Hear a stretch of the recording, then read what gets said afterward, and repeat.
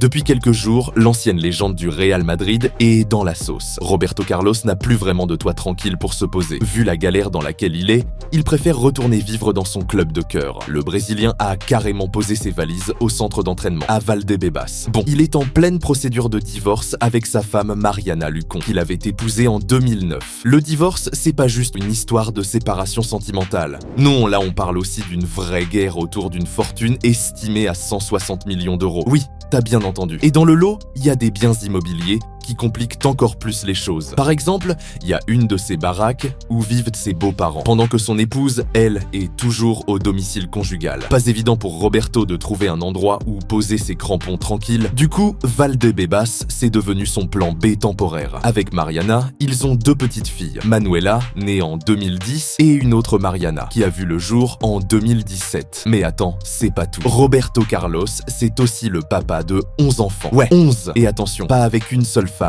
Non. Le gars a eu ses gosses avec 7 femmes différentes. Aujourd'hui, je vis avec Manuela et j'ai plusieurs enfants à l'étranger. J'en ai 7 au Brésil, un au Mexique, un en Hongrie, un qui vit à Alicante et les autres vivent au Brésil, avait-il confié un jour. Imagine juste la logistique pour tout ce petit monde. C'est carrément une mini-équipe de foot, non? Alors, c'est clair que Roberto Carlos, c'est pas juste une baisse d'une histoire de divorce. On parle d'un mec qui a marqué l'histoire du football. Son pied gauche, c'était une vraie machine de guerre. Le gars pouvait envoyer des frappes à plus de 140 km/h. Et c'est pas une blague. Genre, tu vois le mythique coup franc contre la France en 1997? Bah c'est à lui qu'on le doit. Et niveau vitesse, Roberto, c'était pas en reste. Il a été chronométré à 10,9 secondes sur 100 mètres. Bref, une fusée sur le terrain. Le gars, il a commencé en 1986 dans un petit club brésilien, l'União São João. Petit à petit, il a gravi les échelons jusqu'à rejoindre Palmeiras en 1992. Et là, il a formé un duo de feu